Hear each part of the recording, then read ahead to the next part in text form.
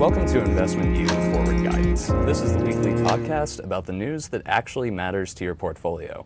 Joining me today is Marc Lichtenfeld. He is the Oxford Club's chief income strategist, and he's the editor of the Oxford Income Letter, Lightning Trend Trader, Wealthy Retirement, and the new Tactical Trader Alert service. Marc, thanks for joining us. Thanks for having me, Sam.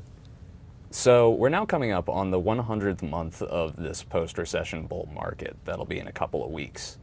Should investors have a different outlook today than they did, say, 5 years ago? Well, I think they already do, in that 5 years ago, a lot of investors were not participating in the market. They were still, they still had those deep scars from the Great Recession and the market meltdown. And in fact, I think those scars are still there for a lot of investors. I still speak to investors today who refuse to get into the market. Right. Actually, they're probably, well, I wouldn't call them investors then. But there are still people that have been so shell-shocked by what happened that they have not gotten into the market. That being said, certainly more investors are participating today than they were 5 years ago. As far as what people should do today and if they should have a different outlook, we're 8 years into a bull market. That's a mature bull market by historical standards. There have been some that have lasted longer, so this certainly could go longer, but there haven't been that many that have been longer than 8 years, and so people should at least acknowledge that this is a mature market. They should pay some attention to valuation. They should definitely have their trailing stops in place. I see. And have a defined set of rules for how they're getting in and out of stocks, and maybe have their guard up a little bit. I wouldn't go selling everything and changing the stocks that you're in, but be aware that that we're 8 years into a bull market, which is long. I see. You mentioned valuation, which leads me to my second question. After this recent NASDAQ pullback, some commentators have been saying maybe large and mega cap stocks are just too expensive today. What's your take on the market's valuation as a whole? I'd say it's a little bit expensive. I think anybody who calls it a bubble, and I have heard people call it a bubble, I think they're being absolutely ridiculous. I've lived through several bubbles, the dot-com bubble, the real estate bubble, and no taxi or Uber drivers are giving me stock tips. We're not close to a bubble. Right. But we are a little bit expensive by historical standards. Now, again, doesn't mean we can't get more expensive. As I said earlier, just because we're in an 8-year bull market doesn't mean it can't go on for longer. An expensive market can certainly get more expensive.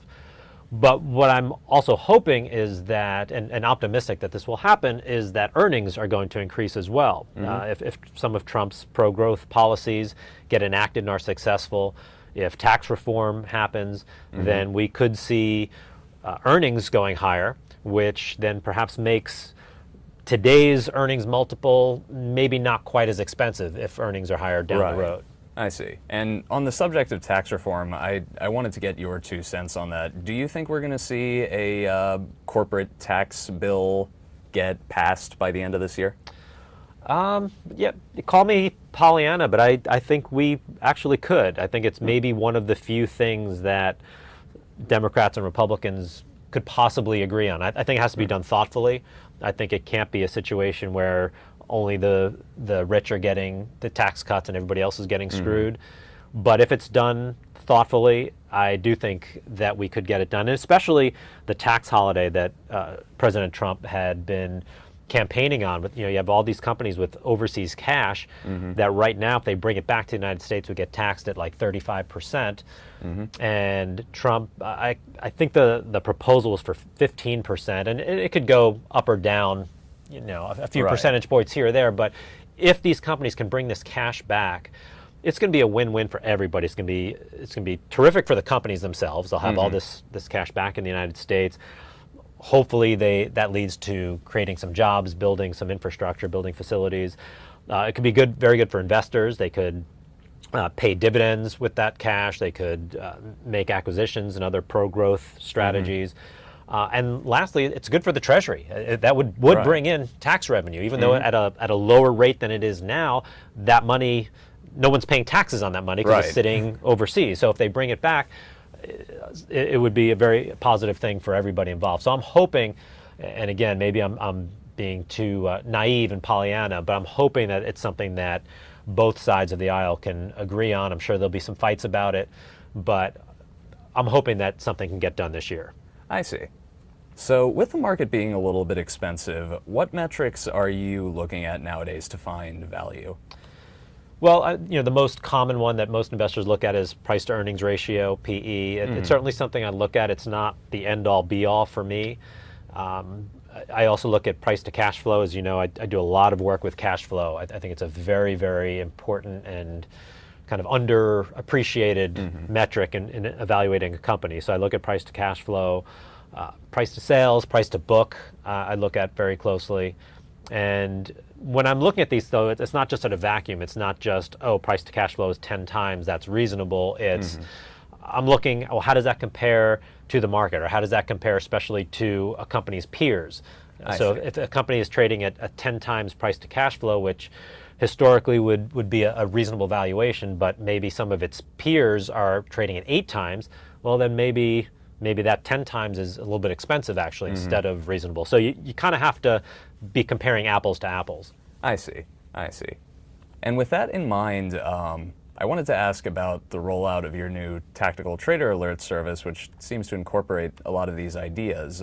Would you be comfortable naming a couple of stocks that you consider promising in today's market? Sure, and the Tactical Trade Alert kind of fits in perfectly with what we're talking about, because I've created systems for the Oxford Club before, but none of them had valuation as part of the formula.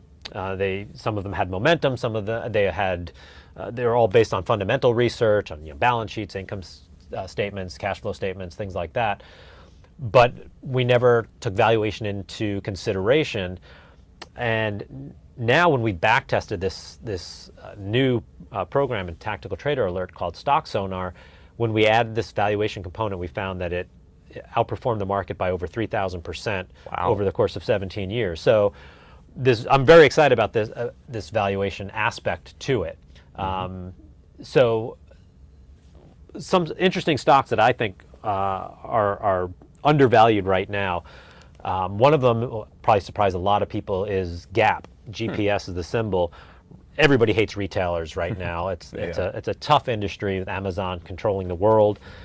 But Gap's been around for a long time. They are still very cash flow positive. They still generate tons of cash, and that's with them really struggling. If they can turn this company around, I think the current 11 times earnings is going to look dirt cheap. I mean, it is cheap in today's market for a very good reason. The company is struggling. But if they can turn this business around, I have reason to believe that they can, and they can grow those earnings, I think 11 times today's earnings is going to look like a screaming bargain. So I think that's a really interesting company. And then another one I was really surprised traded at a reasonable valuation is Rockwell Collins. COL is the symbol. They're an aeronautics company, defense contractor, and defense contractors are pretty hot right now. I mean, it's no secret Donald Trump plans to beef up spending on the military. Right.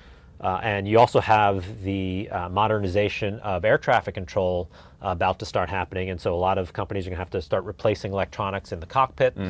So I think that's going to be fantastic for Rockwell Collins down the road, trading at 15 times forward earnings right now, and if those earnings go up, I think that's going to look like a bargain several years from now.